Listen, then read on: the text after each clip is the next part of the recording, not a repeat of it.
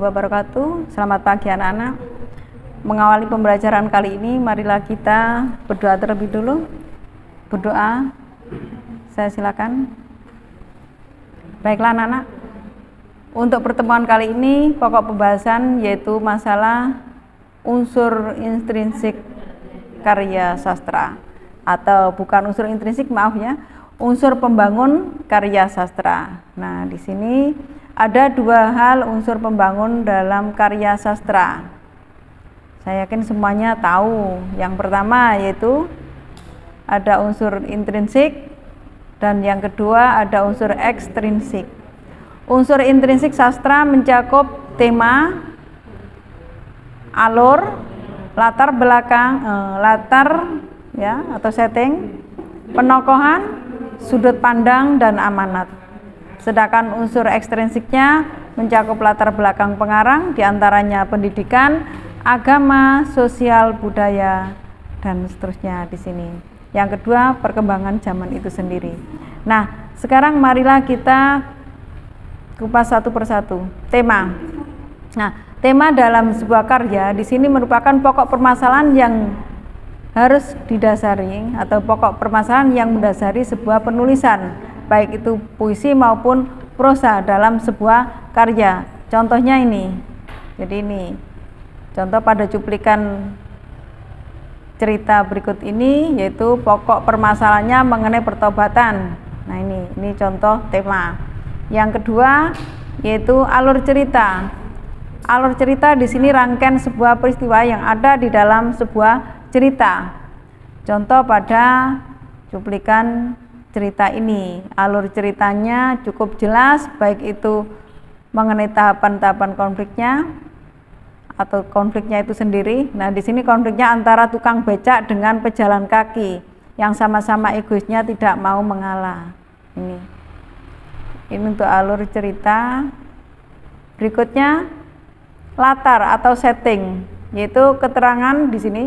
Latar atau setting di sini dibagi menjadi tiga, ada latar waktu, ada latar tempat, suasana yang ada dalam sebuah karya. Contoh pada penggalan cerita ini, latarnya terdapat di hutan. Mengapa kok di hutan? Nah, di sini ada harimau di sini, digambarkan ada harimau. Otomatis harimau tidak mungkin ada di perkampungan. Nah, di sini ada hutan belantara. Ini contoh pada penggalan cerita Harimau-Harimau karya Mokhtar Lubis. Berikutnya penokohan atau perwatakan tokoh. Nah, penokohan atau perwatakan tokoh merupakan karakter atau sifat batin yang mempengaruhi segenap pikiran dan tingkah laku tokoh dalam cerita. Contoh pada penggalan cerita Harimau-Harimau, watak tokoh Pak Balam dalam kutipan tersebut adalah sangat jujur. Mengapa? Karena dia mengakui dosa yang telah diperbuat di depan teman-temannya. Nah, ini penokohan dari Pak Balam. Berikutnya. Nah, masih berkaitan dengan penokohan anak-anak, yaitu pengarang dalam menggambarkan watak tokoh di sini. Satu, bisa secara langsung ditunjukkan bahwa tokoh itu baik, tokoh itu licik, tokoh itu kikir dan seterusnya. Ini secara langsung. Yang kedua, ada secara tidak langsung, bisa mencakup atau melalui dialog antar tokoh, tanggapan tokoh lain, atau melalui jalan pikiran tokoh, atau lukisan dari lingkungan, gambaran lingkungan sekitar. Berikutnya bisa dilihat dari bentuk fisik tokoh. Nah, itu semuanya masuk dalam penggambaran watak tokoh bila dilihat secara tidak langsung. Itu. Unsur berikutnya sudut pandang. Apa sudut pandang di sini? Nah, di sini cara pengarang dalam mengisahkan atau menceritakan suatu cerita, maka pengarang menggunakan sudut pandang orang keberapa, bisa orang pertama, orang kedua, maupun orang ketiga. Contoh pada cuplikan yang ada pada cerita ini. Nah, ini sudut pandang yang digunakan dalam contoh berikut ini, yaitu menggunakan sudut pandang orang ketiga serba tahu, karena tokohnya di sini melaporkan semua tindakan atau tindak tanduk tokoh, yaitu Pak Balam. Ini sudut pandang. Unsur berikutnya setelah sudut pandang, amanat cerita. Sebuah cerita ya, sudah barang tentu ada pesan dan amanatnya yang ingin disampaikan pengarang kepada pembaca ya. Jadi semua cerita ya, pasti ada unsur yang dinamakan dengan amanat. Nah, contoh pada cerita harimau-harimau ya, penggalan cerita harimau-harimau karya Mukhtar Lubis. Di sini amanatnya bertaubat dan minta ampunan atas dosa yang telah diperbuat. Pasti Tuhan akan mengampuninya dan hidupmu akan selamat. Jadi pada kutipan cerita tersebut, pada contoh ini, pengarang ingin menyampaikan kepada pembaca bahwa apabila kita berbuat dosa, maka segeralah kita bertobat dan minta ampunan ya, baik itu kepada Allah maupun kepada yang sesama ya. Jadi bertaubatlah, minta ampun atas dosa yang telah diperbuat. Nah, ini amanat.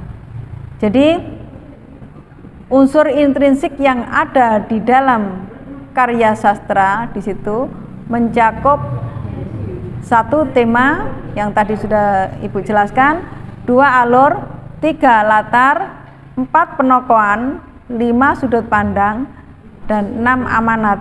Ini unsur intrinsik, sedangkan unsur ekstrinsiknya mencakup latar belakang pengarang yang di dalamnya ada pendidikan pengarang, agama pengarang, sosial atau status pengarang itu juga, budaya yang melatar belakangi, dan yang kedua yaitu berkaitan dengan perkembangan zaman, kapan karya itu dilahirkan ya, terus pada periode apa karya itu dilahirkan, semuanya mempengaruhi dari karya yang akan terbentuk.